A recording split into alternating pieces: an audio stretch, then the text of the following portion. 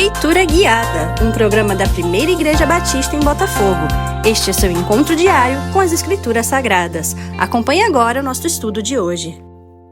Amado irmão e amada irmã, graça e paz do Senhor Jesus, vamos para mais um episódio do programa Leitura Guiada.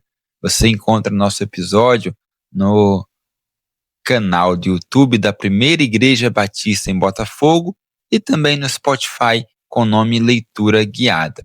Hoje nós entramos no capítulo 23 do livro de Deuteronômio, onde nós estamos falando aqui sobre pureza, né? As leis acerca de pureza. Até o verso 18 do capítulo 23, o texto vai tratar das leis de pureza, e isso vem lá do capítulo 22, verso 9, até o capítulo 23, verso 18. Em seguida, do verso 18 em diante, o texto irá tratar das leis das relações interpessoais, e ele vai até o capítulo 25. Então, começando pelas leis de pureza, nós temos aquelas pessoas que são proibidas de acessar a Assembleia Solene do Senhor, Assembleias Santas, ou as festas, as celebrações, né? Temos aqui 4 tipos de pessoas que o texto nos apresenta. As 3 primeiras são impedidas de entrarem na festa do Senhor de forma eterna, ou seja, elas sempre serão proibidas de entrar nas assembleias santas ou festividades. Eles fazem parte do povo, eles podem fazer parte do povo da aliança, eles podem ter o mesmo destino do povo da aliança, que é a salvação, podem ter um relacionamento com Deus, sem problema nenhum, porém, eles são ritualmente impuros, ou seja, isso faz com que eles estejam proibidos de participar das festas ao Senhor. Então, o primeiro tipo de pessoa excluída da Assembleia é aquele que tem um órgão sexual deformado, que tem algum problema, seja ele de ordem genética, acidental ou mesmo intencional. Aquela pessoa que tem, o texto diz assim no verso 1, aquele que tem os testículos esmagados, cortado ou membro viril, né, ou cortado membro viril, não entrará na Assembleia do Senhor. Então aqui tem uma associação com o paganismo, porque era comum nas religiões de Canaã a figura do eunuco, aquele que se fazia eunuco, ou seja, que cortava o seu membro sexual, né, para servir de escravo para os senhores, né, os donos de haréns daquela época. Bom, esses homens que tinham o seu órgão sexual removido, eles não poderiam entrar na Assembleia do Senhor. O segundo tipo de pessoa são os bastardos, aqueles que nasceram de casamentos ilegítimos, de relacionamentos ilegítimos, seja de adultério ou relacionamentos mistos, ou, no caso com outros povos, ou mesmo relacionamento entre membros da mesma família por laços de consanguinidade. Esses bastardos estariam proibidos de entrar na Assembleia do Senhor. Também no verso 3, os amonitas e moabitas. E há uma explicação. Os amonitas e moabitas são descendentes de Ló. Ló é aquele caso em que as filhas de Ló se relacionam com o próprio pai para fazerem descendência dele. Ou seja, os filhos de Ló, os amonitas e moabitas, são filhos bastardos, são filhos de um relacionamento incestuoso, né? Portanto, também estariam proibidos de entrar na Assembleia do Senhor. Veja o verso 3, eternamente, é o que define, né, esses 3 grupos de pessoa: bastardos, amonitas e moabitas e pessoas com órgão masculino deformado, estariam proibidos eternamente de entrar na Assembleia do Senhor. O verso de número 7 traz a 4ª categoria de pessoas que não poderiam entrar na Assembleia, que são os edomitas e os egípcios. Edomitas, descendentes de Esaú, irmão de Jacó, portanto, povo irmão ao povo de Israel, e os egípcios, porque o povo de Israel foi estrangeiro naquela terra durante 400 anos. Esses 2 grupos de pessoas, esses 2 tipos de pessoas, né, que formam a última categoria, estariam proibidos de entrar na Assembleia Santa por cerca de 120 anos. Como é que você sabe isso? Porque lá no verso 8 diz assim: os filhos que lhes nascerem na terceira geração, cada um deles entrará na Assembleia do Senhor. Ou seja, cada geração a gente conta 40 anos, né? Então são terceira geração, 40, 80, 120. Os edomitas e os egípcios estariam proibidos de entrar na Assembleia Santa durante 120 anos. Depois, eles poderiam então participar das festas solenes ao Senhor, enquanto os outros 3 tipos de pessoas, aqueles que têm o órgão sexual deformado, os bastardos, amonitas e moabitas, estes então estariam excluídos de forma eterna. Aí do verso de número 9 até o verso de número 14, nós temos leis acerca da higiene pessoal, né? O verso 9, a nossa parte B, no final do seu versículo, traz um resumo, uma ideia bem interessante desse trecho, que é te guardarás de toda coisa má. Ou seja, a intenção dessa porção, desses versículos aqui, é guardar o homem das coisas más, das coisas impuras, das coisas que tornam o homem contaminado. E aí ele vai dizer, então, que coisas más são essas? A primeira, no verso 10, é a emissão seminal noturna, né? Então diz assim: se houver entre vós alguém que por motivo de poluição noturna, ou seja, emissão de sêmen, não esteja limpo, sairá do acampamento. Não permanecerá nele, porém, declinando a tarde, lavar-se-á em água e, posto o sol, entrará para o meio do acampamento. Essa poluição noturna pode ter acontecido tanto de forma acidental quanto de forma intencional, ou seja, ela é um fruto de um relacionamento sexual exercido ali entre 2 pessoas, entre um homem e uma mulher. Se o povo está indo à guerra, esta pessoa que deveria estar em abstinência, né, abstinência do ato sexual, ela acabou por realizar ali um ato sexual, ela estaria impura, deveria sair do arraial, se lavar e aguardar um dia até que voltasse para ele. Nós já vimos lá em Levítico, capítulo de número 15, as leis acerca da emissão, né, de líquidos, né, do corpo que acabam tornando o homem impuro. Bom, a partir do verso de número 12, nós temos um outro exemplo de uma coisa má que contamina, que é a pessoa que, olha só que interessante, vai defecar. Veja, verso 12, também haverá um lugar fora do acampamento para onde irás. Aliás, verso 13, dentre as tuas armas terás, aqui na minha tradução, Almeida Revista Atualizada, um porrete. Outras traduções mais recentes, como a NVI, trazem a ideia de apenas de equipamento, né? Tenham como um equipamento algo para cavar, né? E quando te abaixares fora, ou seja, quando for se aliviar nas traduções mais modernas, então quando for defecar, cavarás com ele e volvendo-te cobrirás o que defecaste, porquanto o Senhor teu Deus anda no meio do teu acampamento para te livrar e para entregar-te os teus inimigos. Portanto, o teu acampamento será santo para que ele não veja em ti coisa indecente e se aparte de ti. Ou seja, nós temos aqui uma outra forma de emissão, né? Uma emissão agora de excrementos, né? De fezes. Então essa fezes deveria ser feita fora do acampamento, num lugar que fosse cavado, enterrado, para que não contaminasse o restante da população. Veja então, né, que a Bíblia ela trata aqui acerca do tratamento do esgoto, acerca de onde serão descartados os dejetos humanos, né, os excrementos humanos.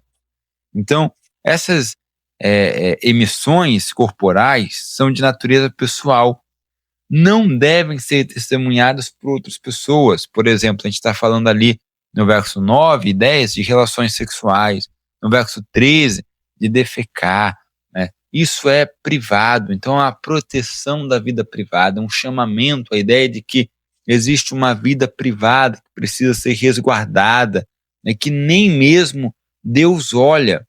Veja, olha o que diz o verso 14, né, lá no seu final, para que ele não veja em ti coisa indecente.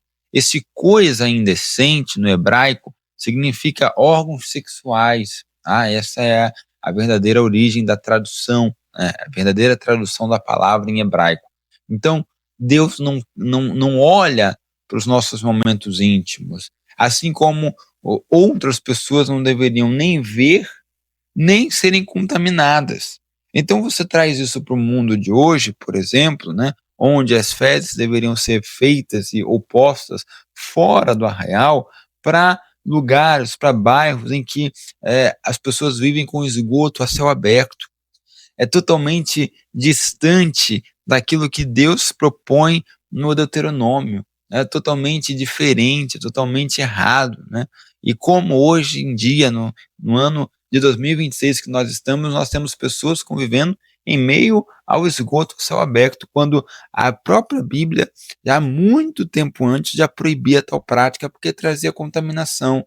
Não só uma contaminação ritual, mas também uma contaminação em termos de saúde, de higiene. Isso traz doença, né? E trazendo doença para essas pessoas, elas estariam enfraquecidas para lutar contra os inimigos. Porque veja que o verso 9 fala sobre sair ao encontro dos inimigos, ou seja, ir à guerra. Então o povo precisava estar firme, forte, saudável para ir à guerra. Mas se esse povo habita no meio do esgoto, a céu aberto, a chance de contrair uma doença e não estar saudável, não conseguir guerrear, seria enorme. Portanto, Deus trata até mesmo, né, de onde o povo deveria descartar os seus excrementos. Bom, no verso 15 e 16, nós temos a pureza no tratamento aos vulneráveis, né? Diz assim o texto: não entregarás ao seu senhor o escravo que, tendo fugido dele, se acolher a ti, contigo ficará no meio de ti, no lugar que escolher, em alguma de tuas cidades onde lhe agradar. Não oprimirás. Nós temos aqui, irmãos, a ideia de facilitação da liberdade, de confirmação da liberdade. Então, se o escravo fugiu, ele agora é livre. Você não deve voltar a fazê-lo escravo, a escravizá-lo de novo. Você não deve capturá-lo e entregá-lo ao seu senhor. Perceba que, um pouco antes, no capítulo 22, nós falamos dos objetos, dos animais e objetos que se perderam. Nós falamos do boi e a ovelha que se perderam, do jumento que se perdeu, da ave encontrada no caminho. Nós não tratamos de pessoas em situações de escravidão, porque os animais do capítulo 22, perdidos, eles são devolvidos. O escravo do capítulo 23, verso 15, ele é posto em liberdade, porque Deus gosta da liberdade, Deus ama a liberdade, o homem foi feito para a liberdade. A escravidão, ela é tolerada porque era uma prática antiga, então ela é aqui regulamentada, mas sempre incentivando-se, né, a liberdade. Esse texto do verso 15 e 16, ele ocorre de fato lá no Novo Testamento, quando Paulo, escrevendo a Filemon, né, ele recebe um escravo chamado Onésimo. Onésimo era escravo de Filemon, e Paulo então pede para que Onésimo até retorne à casa de Filemon, mas para que ele retorne como uma pessoa livre, e ordena que Filemon, ou ele pede que Filemon receba de forma livre, de forma digna, né? Não mais na condição de escravo. Tá? Então isso está lá em toda a carta do livro de Filemon, que é um livro pequenininho, você consegue ler aí em alguns minutos. Bom, verso 17 e 18, nós temos a pureza no culto, né, que diz assim: das filhas de Israel não haverá quem se prostitua no serviço do templo, nem dos filhos de Israel haverá quem o faça. Não trarás salário de prostituição, nem preço de sodomita à casa do Senhor, teu Deus, por qualquer voto, porque uma e outra coisa são igualmente abomináveis ao Senhor teu Deus.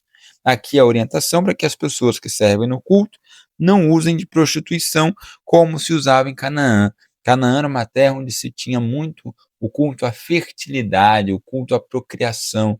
Então as pessoas ali que praticavam essa religião praticavam uma espécie de prostituição cultica ou ritualística, né? Os cultos em si tinham atos sexuais. Então você tem a proibição de não fazer isso, de não se associar a essas pessoas, de não imitá-los. Temos também a ideia ali da proibição, né, de onde vem o valor, né? Aquilo que é ofertado para o Senhor, a origem do dinheiro. Isso é importante, né, a gente saber, né? A origem do dinheiro, a fonte das nossas ofertas importa, né? Você precisa saber de onde vem o dinheiro que você oferta a Deus. Deus não aceitaria uma oferta com origens ilícitas, né? O texto traz a ideia aqui no verso 18 de sodomita. Essa palavra sodomita quer dizer cachorro, né? É algo assim baixo, é algo vil, também denota as relações homossexuais daquela época, tá bom? Bem, verso de número 19 em diante, nós começamos uma outra sessão. Agora, nós começamos falando sobre as relações interpessoais, porque o texto começa a explicar, então, e a desenvolver o 8º mandamento do furto, não furtarás. Então, ele vai pregar aqui uma série de respeito, né? Do verso 19 até o verso de número 7 do capítulo 24, ele vai falar sobre o respeito pelas posses dos outros nas relações interpessoais. Então veja, verso 19 diz assim: a teu irmão não emprestarás com juros, seja dinheiro, seja comida ou qualquer coisa que acostume se emprestar com juros. Ao estrangeiro os emprestarás com juros. Então, nós temos aqui a proibição dos juros. Juros sendo visto aqui como roubo, né? Juros seria um ganho ilícito, seria um ganho a mais em cima daquilo que foi emprestado e não deveria ser uma prática usada entre o povo de Israel, mas sim com os estrangeiros.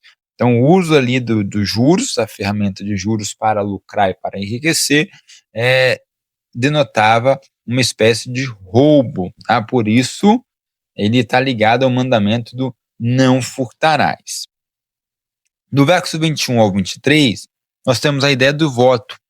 Quando fizeres algum voto ao Senhor teu Deus, não tardarás em cumpri-lo, porque o Senhor teu Deus certamente o requerirá de ti, e em ti haverá pecado. Veja, quem vota destina algo a Deus. Se não cumprir, esta pessoa rouba algo de Deus, ela retira de Deus o direito que ele tem, porque essa pessoa proferiu, ela jurou entregando algo a Deus. Se ela não fez, ela está em pecado. Então esse voto aqui também está associado à ideia do roubo. Se eu voto e não cumpro, eu estou roubando, eu estou me furtando à minha palavra e ao direito da outra pessoa de receber aquilo pelo qual eu votei. Tá? Por isso a ideia é que nós devemos cumprir nossos votos. O verso 24 traz algo agora interessante, uma imagem interessante. Veja. Quando entrares na vinha do teu próximo, comerás uvas segundo o teu desejo. Aqui a ideia de quando entrar na vinha é a ideia de uma caminhada. Então a pessoa está caminhando, ela está cruzando de uma cidade para outra. Nesse caminho há pelas ruas vinhas de outras pessoas, né? Vinhas que pertencem aos seus agricultores. Então quando você passa nesse caminho, você poderia comer da uva, né, do seu fruto ali, de forma livre, porque traz a ideia do sustento, da generosidade, da hospitalidade.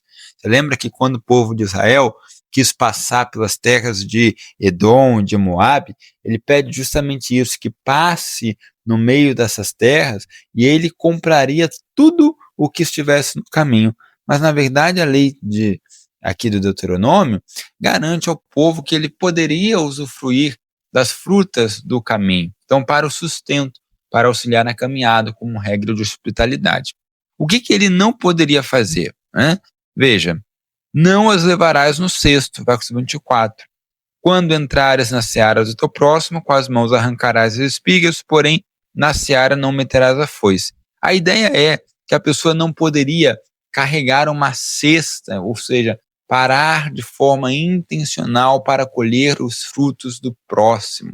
Isso seria roubo.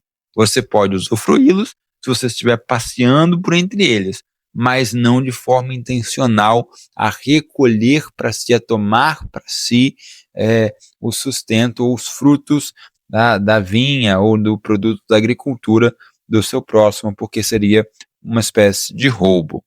Bem, capítulo 24, do verso 1 ao verso 4, nós temos a ideia do divórcio, né?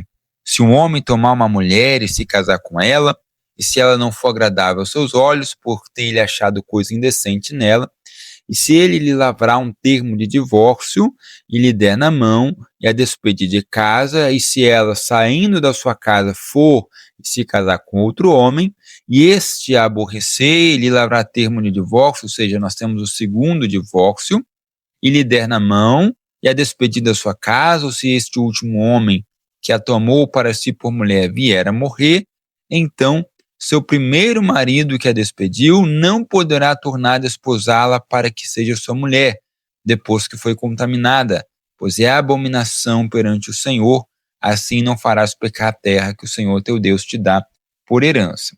Esse texto também está relacionado à ideia do furto, porque aquele que adultera, né, furta, né, rouba, né, a esposa do próximo.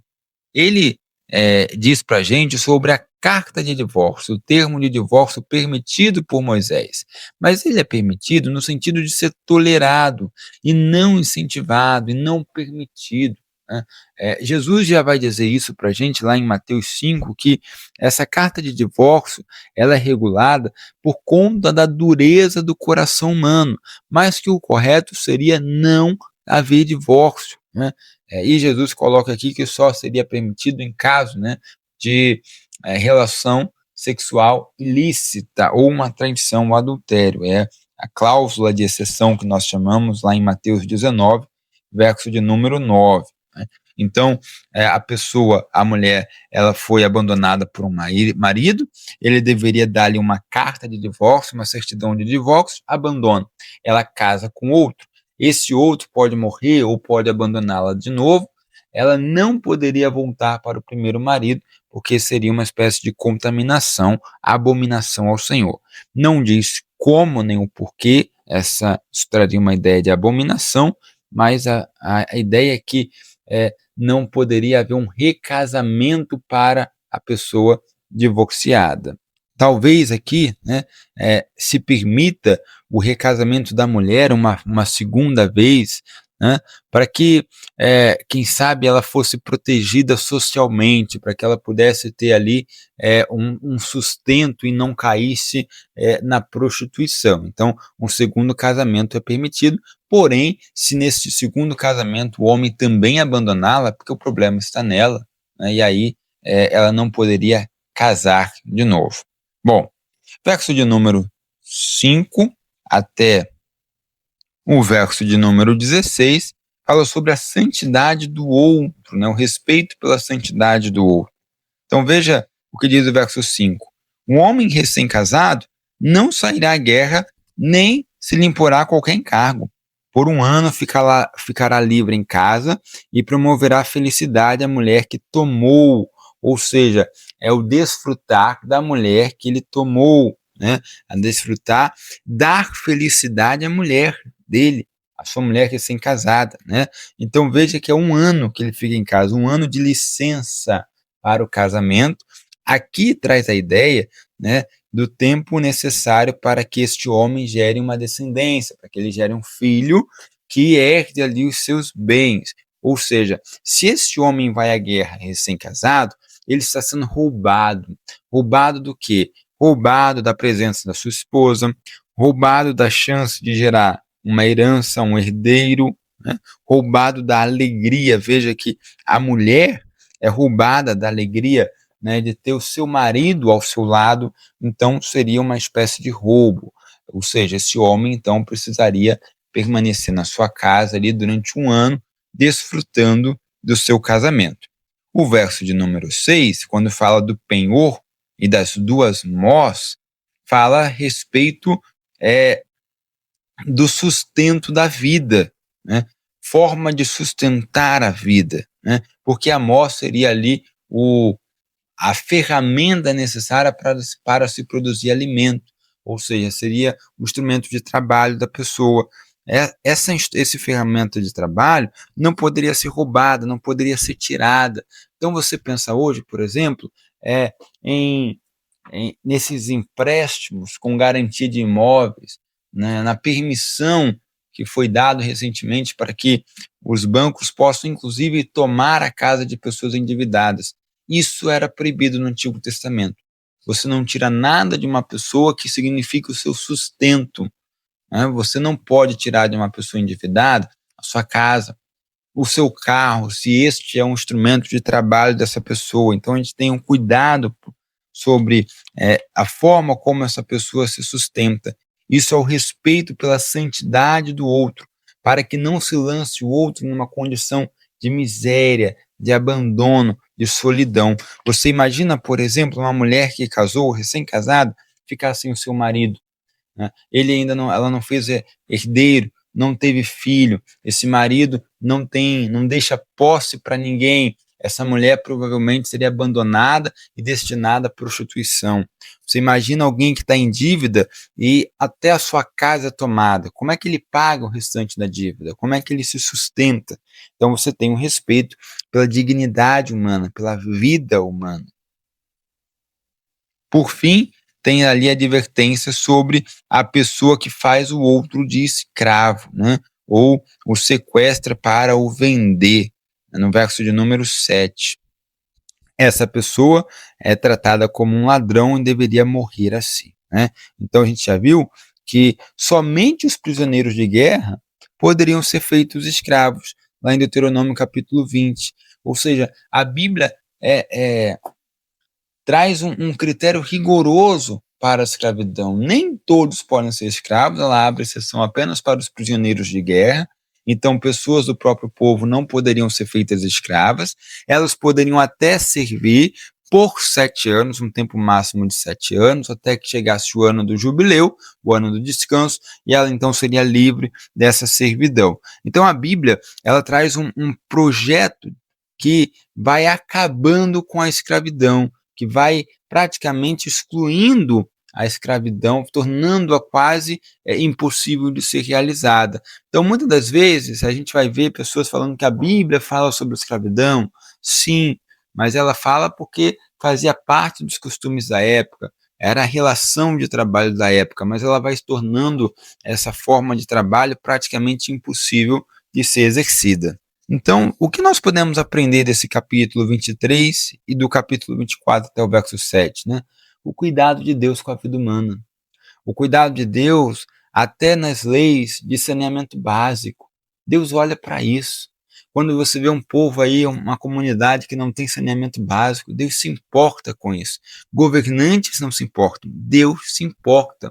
E a nossa missão como cristãos também é lutar para que as pessoas tenham uma vida digna, uma vida higiênica, né? Uma vida sanitária, uma vida com desenvolvimento básico, uma vida em que pelo menos o esgoto seja tratado, uma vida em que o marido possa desfrutar tempo junto com a sua mulher, tempo junto com a sua esposa, possa desfrutar do casamento, né? Uma vida que seja vivida, preservada, confirmada, que nós sejamos verdadeiramente assim defensores da vida humana, da vida que foi feita para desfrutar a beleza da criação de Deus. Amém, irmãos? Bom, em seguida nós vamos fazer um outro áudio para explicar o capítulo de número 24, o restante do 24 e o capítulo de número 25. Um grande abraço para você e até breve.